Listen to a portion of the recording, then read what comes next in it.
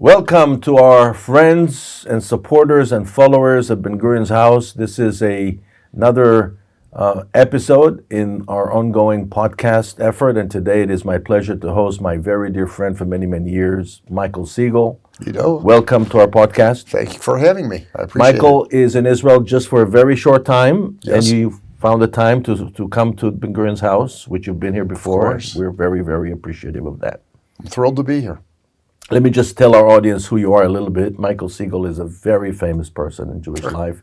He held just about any leadership position of all major Jewish organizations, including being the lay leader, the ultimate top lay leader of the Jewish Agency of the Jewish Federations of North America, which is the largest philanthropic organization in the Jewish world, overseeing the work of over 160 Jewish federations in North America. And today, he is the lay leader of Maccabi World Union, which is the largest Jewish organization, period, Yes. in the entire world. That's correct. 450,000 paying members. Let's begin with your personal biography. So you were born Cleveland, Ohio. in Cleveland, Ohio. Yes. How your family ended up in Cleveland? The same way I think anybody wound up. My grandparents all came just around 1900 to America. My father's family is from the Caucasus Mountains, around Siegal, around where Elie Wiesel was from, in that neighborhood. So it was Hungary, Russia, Transylvania, whatever it was at a given moment in time of the border. My mother's family came from Poland, and they were both youngest children of large immigrant families, and they got married, and my grandparents all wound up in Cleveland because they had landsmen in Cleveland. Tell us, what's the secret? Because Cleveland produced a very impressive line of leaders. Yes. From Abba Hillel Silver all the way to Michael Siegal. What is it that they put in the water in Cleveland that makes Jews so committed to Zionism in Israel? So it starts with your senior leadership from way back when. I think what's unique about the Cleveland Jewish community is its real wealthy philanthropists never walked away from community responsibility. So in a lot of other cities, the leading philanthropists said, I'm big enough now, I can do my own thing, I don't need to be part of the community because I don't want to compromise my ideals, and the community may go in a different direction. So if they don't agree with me, I'll just take my, as we say in America, my bat and my ball, and I'll go home. In Cleveland, the leadership, regardless of a decision-making process, I'm going to give you the best example, never walked away from the community. And the best example is when we moved the Cleveland Federation building from downtown Cleveland to the suburbs. So a lot of the downtown Cleveland philanthropists, who had property and businesses down there, were very much against it. We went through a whole community process. We moved the building to the suburban area, as was the will of the people. And Mort Mandel of the Mandel, great family foundation supporting the Mandel group here in Israel as well, basically said at the end of the process, even though he was dead set against it, paid for the entire building. Said, I'm going to, now I disagree with the decision, but I'm actually going to step forward and pay for the move. We all went. That's the kind of leadership that undertakes the permeation of continued leadership. You never walk away from community. So I'm assuming that other than your parents, you had mentors in the community. Sure. So tell us about the process that ended up with you becoming a lay leader. And again, for our viewers and our listeners, I will just explain that the Jewish world works with two levels. You have the professional level, and then you have the lay leadership level, which are usually the volunteers, the ones who are giving the money, making it all happen. So what prompted your desire to become a lay leader? Well, first of all, I wasn't a professional. I went to work in a family business right after college. And I went to an Israel Bonds. You left out, I was also chairman of Israel Bonds. I went to a Bonds dinner because somebody invited me.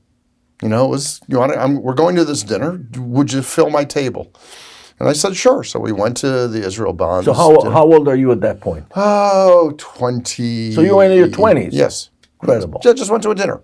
That's as simple as that. Somebody asking you to join, right? Aharoni, follow me, come to the dinner. Next year, I put a table together.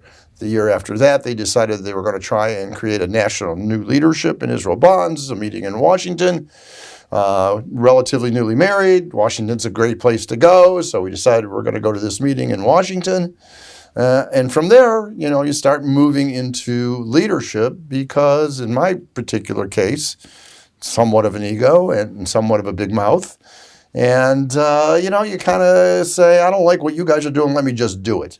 Now, who were the Jewish leaders that you were at the time looking up to? So I don't know that I actually had at the very beginning a leader other than, you sit in a hall of any Jewish organization and there's always the photographs on the wall of the predecessors. And maybe I had ADD and I wasn't paying attention to whoever was speaking. And I'd look at those pictures on the wall and going, I wonder who those people were. How do you get your picture on the wall, kind of scenario. And then ultimately in the Israel Bonds Organization, which was really, really a big organization from a standpoint of sales offices and personnel, David Hermelin from Detroit kind of took a liking to me as a young leader, and he was the leader of the Bonds as well as World Org and other things. And David was a real mentor to me in my philanthropic work. Yeah, and again, to our viewers, he died while serving as U.S. ambassador to Switzerland, if I believe. No, it was Geneva. No, yeah, I think it was one of the Scandinavian countries. One of the Scandinavian countries where he was part owner of the Detroit Pistons. With Bill Davidson. With Bill Davidson. They were partners. And, very, very involved in Jewish life and Ort USA. Correct. And, and very influential in terms of Mr. Davidson's contributions to the wall and that dig to the wall. David was very influential and this incredibly dynamic leader. Just an incredibly dynamic raconteur, sings, joke telling. Used to lead trips on a bus, and he'd bring salamis on LL planes. They used to go crazy. So we're sitting in the library yes. of the greatest leader of our people in the 20th century, and the man that made Israel, turned Israel into a reality. Really, he took Herzl's vision, Chaim Weizmann's vision, and turned it into a reality. And I heard Shimon Peres say one time that the chances of us, the Jewish people, of having a leader of Ben-Gurion's caliber at that particular timing in history was 1 to 1,000,000. That's what Shimon Peres said about Ben-Gurion. And I happen to agree with that. I'm a big student and scholar of Ben-Gurion's leadership.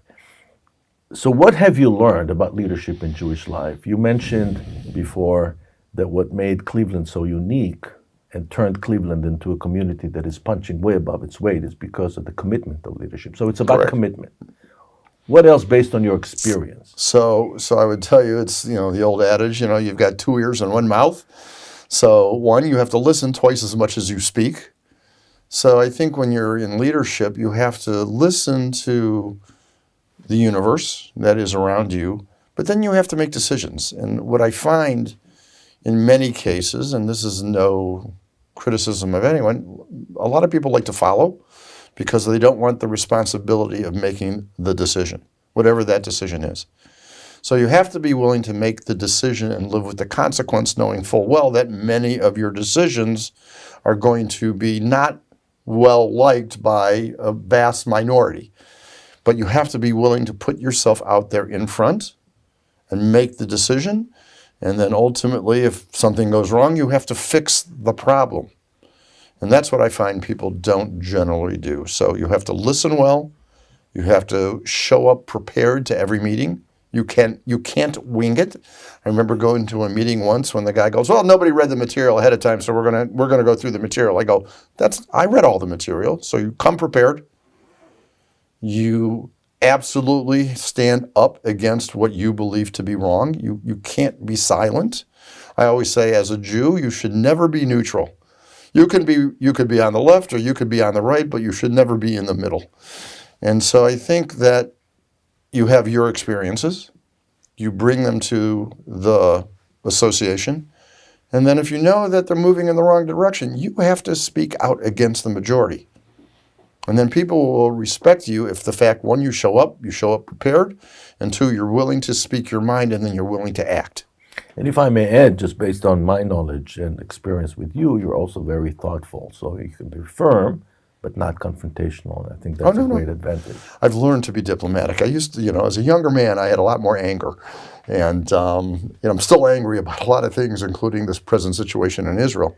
But you learn to be much more diplomatic, and you learn to listen. I think it's part of the wisdom of being older with experience. You learn to listen better. Which is a beautiful segue to my next question, which is how 10-7 is affecting diaspora Jewry, but in particular American Jewry, where you're from.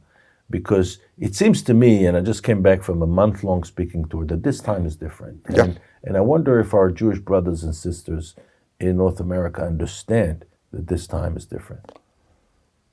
I would say, unless I can't speak for all, and certainly I come from a very Israel-centric community in Cleveland, unlike some other communities, which are less so.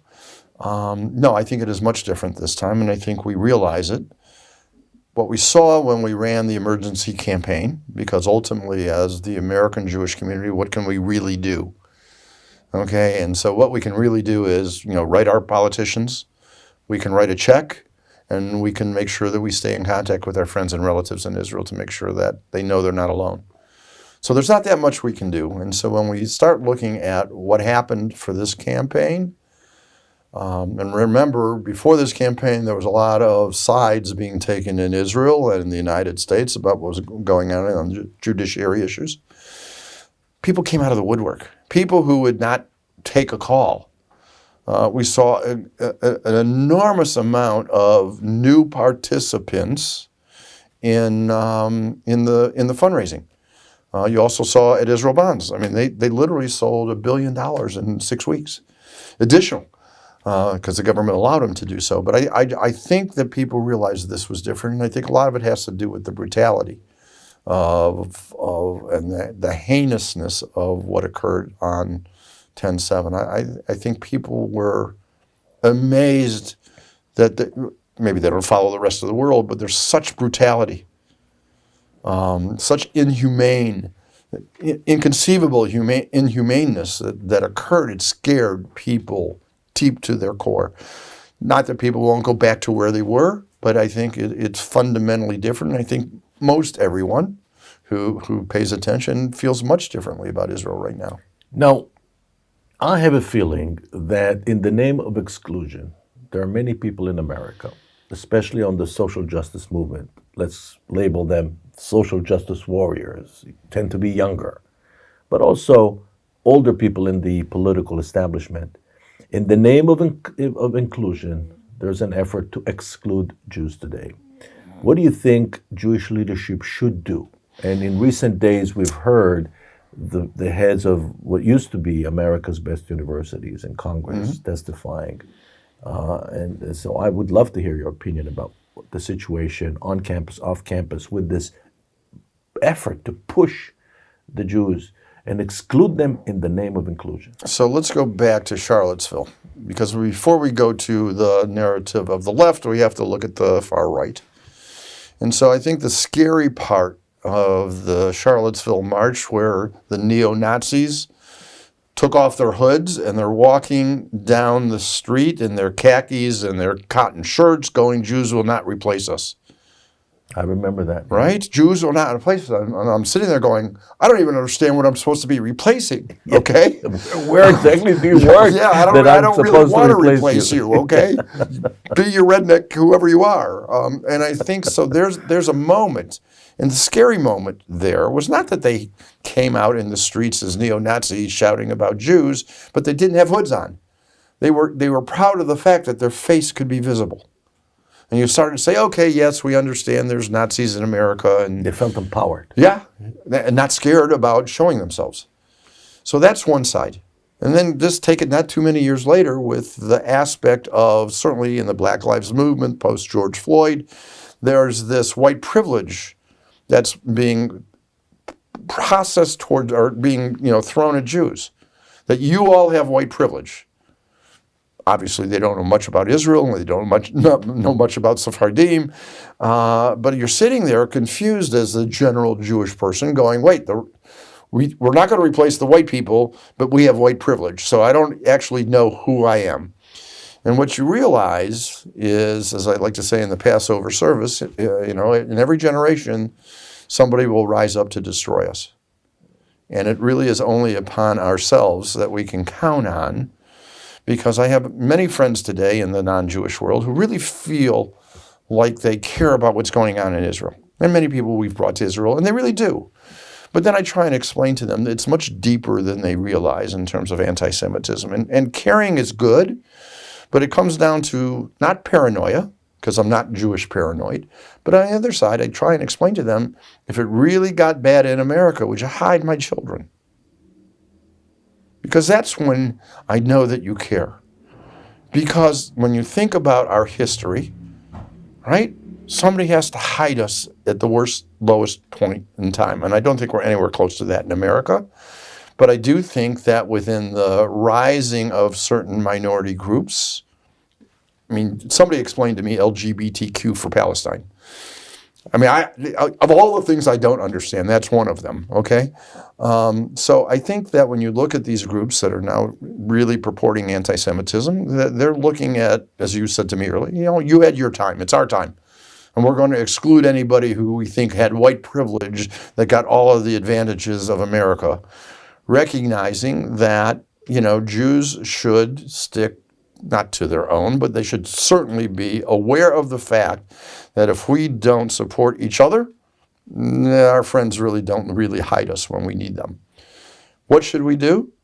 One of the easy things to do is to, as we saw years ago when we bankrupted some of the organizations that were neo-Nazis back then, I think we should instigate litigation against certain people that are breaking laws, and make sure that we hold people accountable. And we, as the Jewish community, should find lawyers and fund a real effort to try and make sure that those that are breaking laws, there's free speech in America, but when you go across that line, they should be held accountable, not just because they did something, because you can't go into the movie theater and yell fire. You can't wait till the fire takes place, but we have to be a lot more angry. We want to get along. It's the Shanda Fut Goyim. We want to get along. We want to be liked. We like everybody. Well, we have to start, and I think there's a real realization, they don't like us so much. And so what we have to do is use the systems that allow us to have the freedoms that America blesses us with, and to some degree use the court system to protect ourselves. But we need to be engaged in making sure that we elect politicians that have agreements with our positions on social justice, as well as freedoms of all minorities, which, it's hard to believe that we're not considered a minority at less than 2% of the population. Which is interesting because, I read a lot about anti-Semitism, and anti-Semitism is very unique when you look at other forms of racism, because the Jews were the only ones that were always historically, from the very beginning, blamed of trying to dominate the world. Nobody ever blamed the African Americans that they were trying to dominate America. No one ever blamed the gay community that were trying to dominate the world. Only the Jews were dominated, were accused of being. But this time is different. For the first time, the Jews are not being viewed as the evil other, but actually as the establishment itself. Yes. The Jews are the ultimate white privilege. How do you explain that? I wish I had other than they just don't like us. When I try, it's a QED in math. QED is there's certain mathematical equations that you can't justify. You just have to accept it as fact because it is, right? It's a mathematical, I don't know what the QED is, it's some Latin expression. But on the QED of anti-Semitism, I would just tell you have to accept the fact that it is. And the explanation behind it, there's 1,000 reasons why. You're the tax collector in Russia. You're a linguist and you can go across country borders because you have languages. You killed Christ. I don't know what it is. You think of the Passion plays up until 1981, the Roman Catholic Church still said we killed Christ. I don't know. They just don't like Jews. And I actually like Jews, and I like being Jewish. And I think we have to get more towards actually liking the fact that while we're like everybody else, maybe we are a little different. And maybe that difference is actually a really good thing, and we should be more proud of the fact instead of trying to blend in. Now, as perhaps the most seasoned Jewish lay leader out there, you mentioned Bonds, Jewish Agency, Federations, Maccabi. You had the whole thing. I sense that you mentioned a moment of awakening for some people, either from the liberal end or the conservative end. What should we do as a community to bring them into the fold? Right. So connectivity. Right. One of the things I've always liked is trying to connect people to Israel and Israel to the rest of the world. Very different cultures. Israeli has its culture, America has its culture, not to diminish any of the other Latin American or European countries. But we're very different cultures, even though we think we're just alike. We don't understand each other very, very well. And I've known for a long time that the battle has been on the college campuses. And I've said, if we're trying to get to birthright, no criticism, I said it's too late. I said we have to get to younger people and somehow figure out the bridge between the 10 and 12-year-olds. And you have to build personal relationships. And one of the things we're talking about is maybe the camping. Overnight camping in America is a big deal. It's not a big deal in Israel. Maybe we can start bringing cohorts of Israeli kids to come for a month in camping in the United States at 10, 11, 12, so that you start to bridge the personal connection at a much younger age, so that you can realize by the time you get to a college campus, your connection to Israel is not what you learned in Hebrew school, and maybe you lied to us and you gave us wrong, but I have a personal connection. And while birthright's a great thing with great outcomes, it's late in the game for relatively building that bridge between the connectivity between you and me, Israel, and the rest of the world. So I think overnight camping, having that experience of having fun together, being Jewish together, is good for small communities in the United States, right? If you come from a community with 50 Jews in it, how are you going to meet other Jews? I think the same thing is true with Israelis and the rest of the world. Would you say that this could be also applied with non-Jews in America? So overnight, I'm less concerned. You're less concerned about I'm less concerned. Okay, I think that if we don't connect Jews to Jews, then it doesn't matter. Not to diminish the fact that we should have relationships with everybody, but I'm much more concerned about how we connect to each other as Israelis and American Jews. Well, that's an interesting take, and I hope that some decision makers will watch this episode, and it's a wonderful idea, and I personally would like to help make it happen. Great. Two last questions, because we're running out of time, and I could sit here and talk to you for hours. As we do. So I want to ask you two questions. The first is, tell us about your current role, because you are the head of the largest Jewish organization out there, which is Maccabi World Union. Tell us a little bit about the organization, its structure, outreach, and your vision.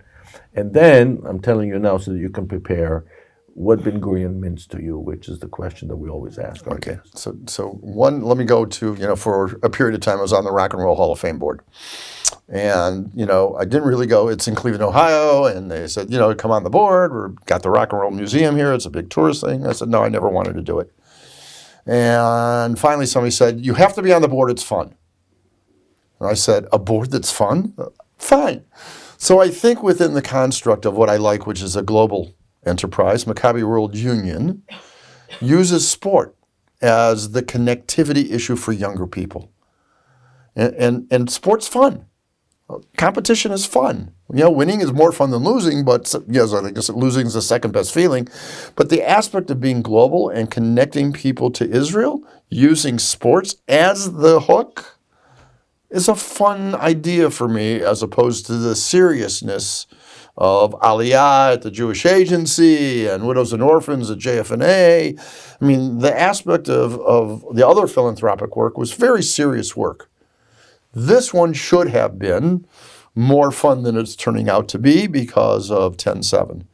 And so what we've done at Maccabi World Union, and using our campus in Ramat Gan, we've converted that, which was a sports facility with tourism and a hotel, to a complete kind of respite, recovery, rescue facility now. We have people from the South filled on this campus, both in the apartments and hotels, and we've got glamping, and we've got from every level of effect of 10-7, we've got people staying on this campus of ours that we have provided everything possible for their personal needs, including PTSD therapy. So now, because of 10-7, we have this unique opportunity at Maccabi World Union to take not just our sporting opportunity, but our facilities and become the largest respite center for Jews of trauma for, I don't know how long, but for longer than we are right now. So we're very proud of the fact that we've been able to pivot. We still have the Maccabi Games in 2025. We're very excited about the Jewish Olympics. We want to be the biggest and best ever. But the thematic approach is completely different after 10-7. So that's number one.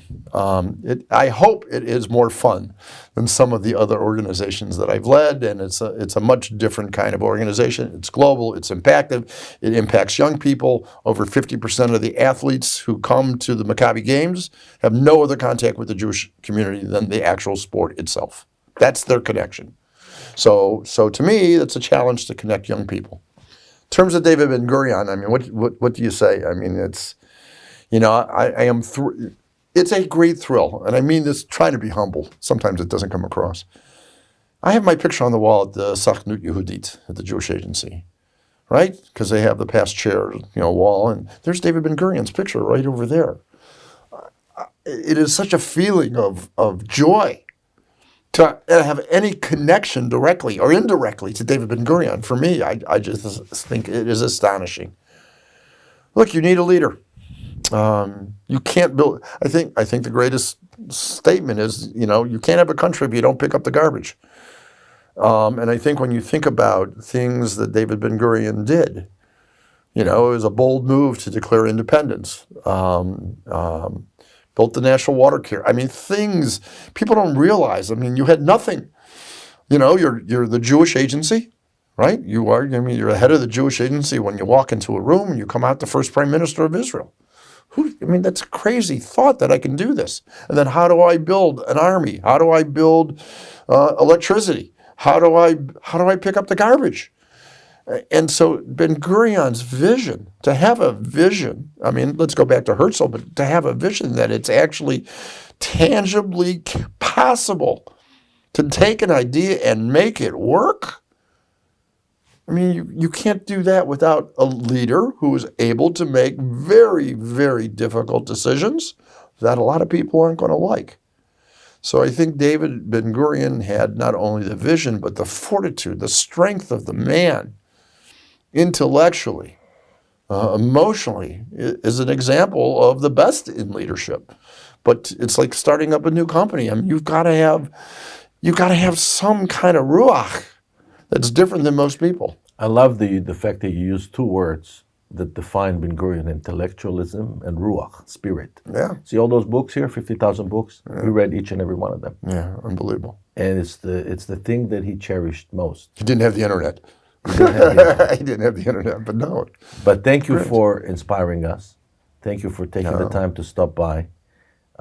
We would like to thank you for everything that you've done in the past, and of course, what you will continue to do in the future. You're still very young, lots of energy, and we're waiting to see what will be the next big thing for Michael Siegal. Oh, please. Thank you, Ido. Thank you so much for being here, and we love you. Thank you very much. We love you. Thanks for having me.